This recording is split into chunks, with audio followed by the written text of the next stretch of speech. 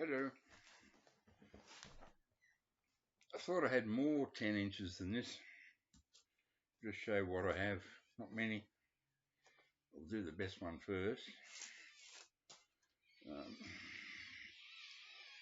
Cut Lunch 10-inch mini album produced by the awesome Tony Cohen. That's why this sounds so good.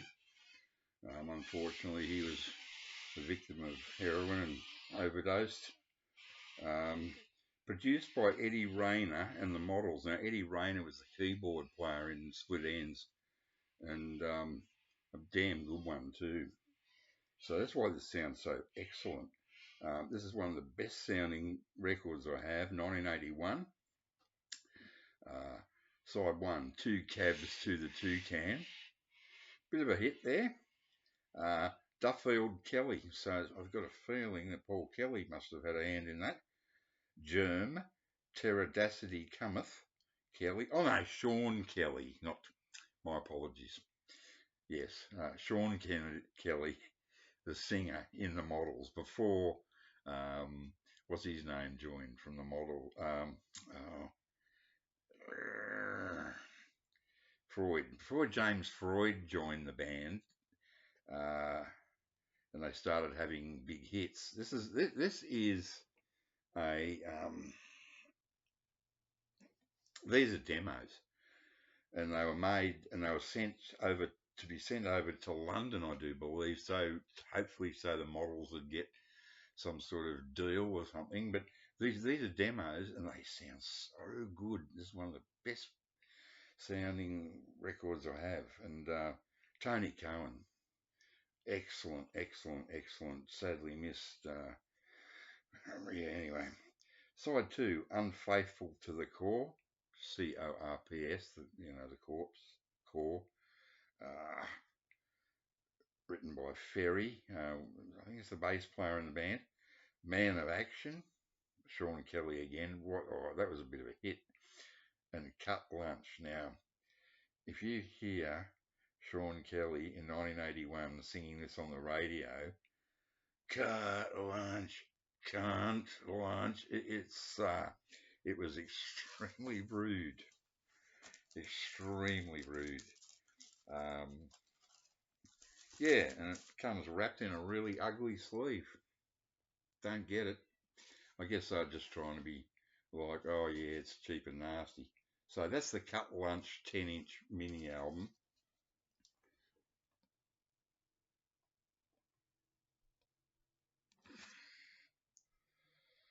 Yeah, man, this is one of my treasures.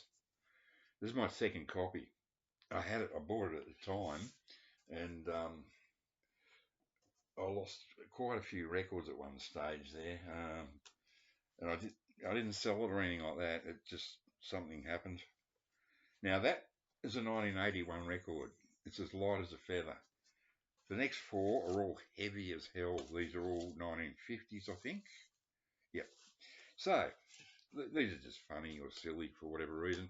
This one I just bought simply because I love the cover.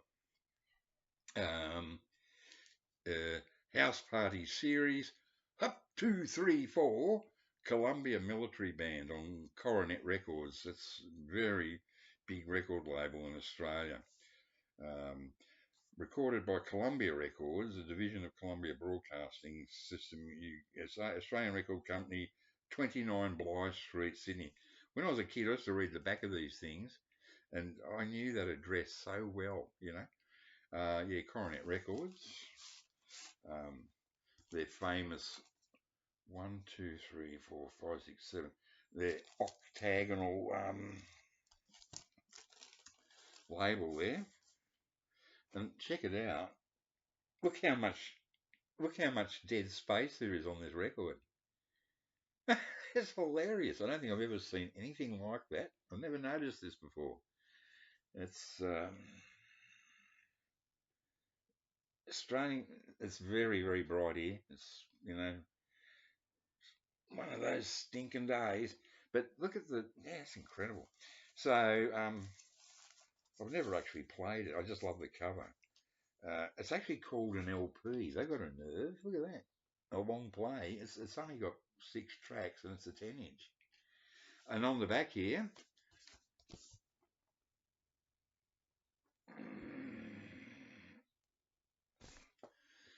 £1, 8 shillings and threepence, written in pencil. That's what they used to do in the old days before stickers and things. This is a 1950s job. So the people in the shop would write the price on there. And it's things like that that drive me nuts, you know, as a weirdo collector. I love things like that. I just love it. Side 1, Anchors Away, Washington Post March, Under the Double Eagle. Side 2, The Stars and Stripes Forever, El Capitan, and the US Field Artillery March. Music for every mood, for every taste in this new Coronet series. There's also Les Elgart and his orchestra, the Hup 234 Columbia Military Band again, Brahms, Bizet and Bourget, Victor Bourget, that's a comedy record, Dreamy Dancing, Sammy Caney's Swing and Sway Strings, the Chordettes, actually they're probably not too bad, and a tribute to Eddie Duchin by Eddie Duchin. Now how's that for a bloody ego, huh? How's that for narcissism? Okay, I must get around to playing this because I've got a feeling this is probably pretty good. I got this one out here in Cowra a few years back. Freddie Garner and his golden tone saxophone on Columbia. Beautiful, in good condition. It's got all that lovely info on the back. Side 1, I'm in the mood for love, Valse Venite, These Foolish Things. Well, I love that song, so that'll be good. And Smoke Gets in Your Eyes, cool. This should be okay, actually. Side 2, Roses of Picardy, Body and Soul, Only Have Eyes for You, Yes, and Stardust. Well, they're all classic songs. If you're my age, mid-70s, this is all pre-rock and roll stuff, you know. This is like, these were very well-known and well-loved songs in the day. This is in stunning condition. Yeah, I got this out here. This is on Columbia. Beautiful condition. Really lovely. Yeah, I think I'll have to give this a whirl. It's probably pretty good. Yeah, very washed out light. The thing with Australia is it has huge skies and very bright light. When I was in Europe, I used to think, gee, it feels like it feels like you can bump your head against the clouds in Europe. Everything seems all pushed down, and down here, mate, it's huge. It's just sky and heat and flies and anyway. Yeah, so silent surface and flexible. When necessary, clean record with a slightly moist cloth. Sensible advice, but not for cleaning an Edison recreation. Now, those ones I showed the other day, people go, oh, they're just recreations. No, the original Edisons were called Black Diamond or something, where they actually etched the label instead of the paper label. They just etched it in. It was incredible technology for the time. But the recreations is simply that they stopped doing that and just put a paper label on it. Those are the two I showed in a couple of videos back. And recreation is just, it's got nothing to do with, they're not issues or anything. Those ones I showed are over 100 years old. And so there, 2 to go. This poor bastard, sorry, I shouldn't use that sort of language. This poor fellow died in the concentration camps. This is a dreadful story. My dad really liked this Richard Torber. He's opera singer, great or Tauber. I'm not sure how to pronounce it. I think it's Torber. This is Richard Torber. Beautiful voice. I actually really liked listening to these when Dad used to play them. But this is very old. On the bottom there, the Parlophone Company Limited incorporated in England, Sydney, New South Wales. Great Tauber songs. You know, they're just songs from operas of no interest to people that aren't into that, but I always like this sort of stuff too.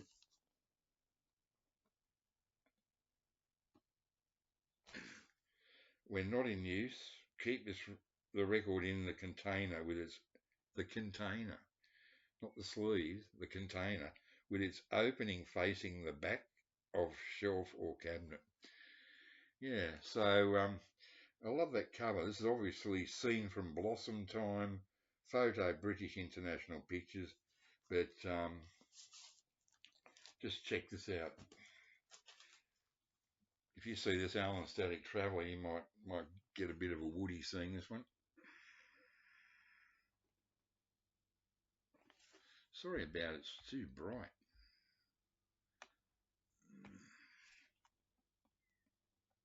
It's actually a very nice, almost sort of a weird colour. It's almost oxblood or something. It's this beautiful colour.